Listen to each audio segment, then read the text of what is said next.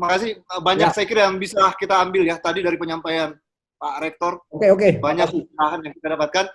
Saya menyapa dulu beberapa yang baru bergabung. Ada Prof. Budo, Dekan Fakultas Kedokteran. Ini gugus COVID Sulawesi Selatan ini. Beliau saya lihat aktif sekali. Ada Ketua LPMP Penjaminan Mutu Sulawesi Selatan. Ada Prof. Pak Rektor ya, Unifa, ada beberapa pimpinan perguruan tinggi, Prof, bergabung sama kita. Juga ada Prof. Jompa, Ketua Sekolah Pasca Sarjana Universitas Hasanuddin.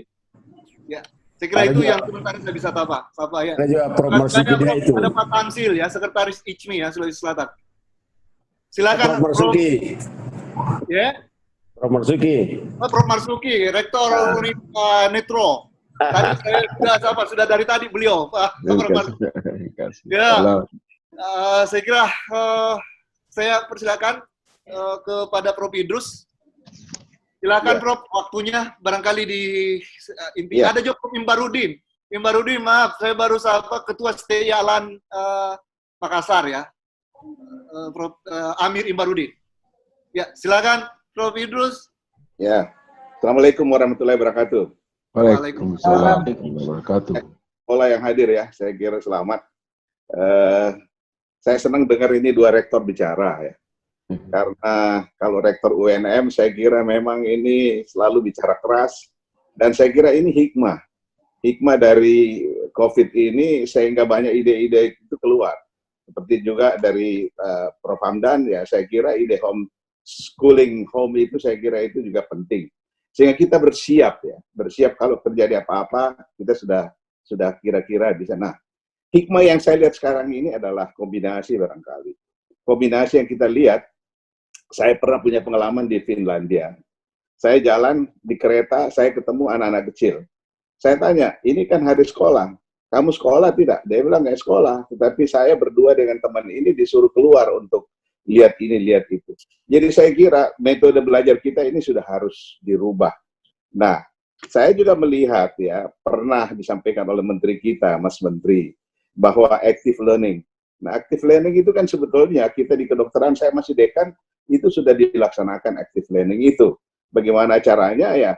Makanya pada waktu saya jadi kepala sekolah di Unhas, saya adakan itu, internet untuk semua, agar supaya orang di mana-mana bisa buka dan lain-lain sebagainya, itu bisa belajar mandiri. Itu yang namanya active learning. Nah, jadi saya kira kita lihat hikmahnya inilah.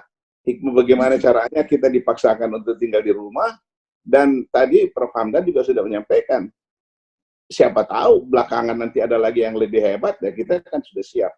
Nah, ini barangkali adalah pelajaran-pelajaran yang kita harus betul-betul pahami. Nah, kembali mengenai COVID, saya mau tanya, ini banyak profesor-profesor, banyak senior yang ada di sini. Saya mau tanya, saya bukan sebagai pendidik, sebagai dokter mau nanya, apa sudah pada periksa? Ya, karena hati-hati. Sekarang ada istilah OTG, orang tanpa gejala. Orang tanpa gejala itu bisa terjadi, bisa dua. Dia tanpa gejala karena betul-betul dia sehat, atau dia tanpa gejala karena memang ada virusnya tapi tidak ada gejala. Jadi kalau saya selalu ketemu teman-teman, sudah periksa tidak? Paling tidak rapid test. Nah, kenapa? Saya baca di pemberitaan tadi bahwa Makassar itu sudah masuk zona merah. Dan kita harus hati-hati. Ya, sekarang kita sudah ratusan, malah dokter-dokter itu ada suami istri, dokter sudah masuk rumah sakit sekarang. Nah, ini bedanya. Kalau barangkali kalau kami dokter, di samping kita melayani pasien, kita juga sebagai pendidik, sebagai peneliti. Ini tridharma, ya, pelayanan, pendidikan, dan penelitian. Jadi sekarang ini malah saya sudah himbau kepada anak-anak didik saya, coba COVID-19 ini kita tidak bisa rekayasa untuk jadi. Ini datang dengan sendirinya. Karena ada data seperti begini, coba data-data yang ada itu disimpan supaya kita bisa belajar dari ini dan kita bisa buat satu hasil penelitian untuk itu. Ya, jadi ya terus terang walaupun sekarang kita di rumah, tetapi ada beberapa anak didik saya suruh belajar, saya suruh bikin penelitian, malah ada beberapa profesor, Prof. Nasrul sekarang itu saya lihat residen-residen kita yang sudah pernah kena COVID. Saya bilang, tolong panggil dia. Karena kalau dia sudah kena, itu sembuh, seperti saya sudah sembuh, menurut teori, itu antibodi kita sudah naik. Nah, sekarang kan ada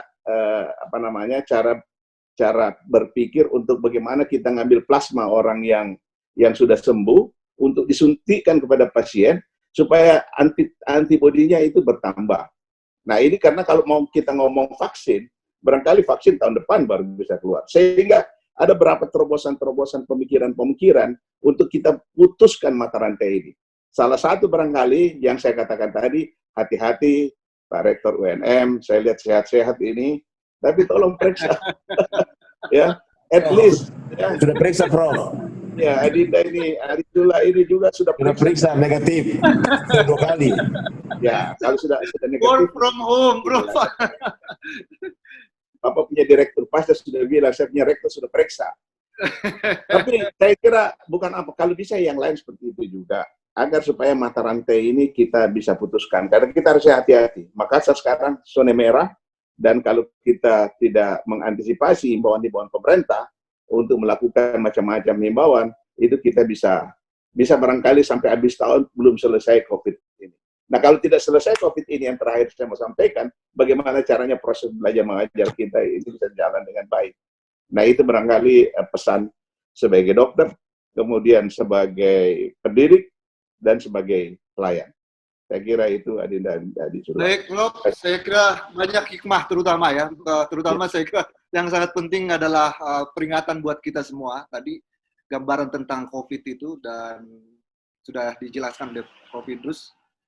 Kita banyak belajar dari beliau. Saya kira itu hikmah banyak sekali tadi yang disampaikan untuk kita sama-sama jadikan sebagai bahan introspeksi juga. Termasuk saya kira juga berkaitan dengan penataan pendidikan. Tadi juga disampaikan oleh beliau terakhir. Makasih banyak, Prof, atas penyampaiannya. Saya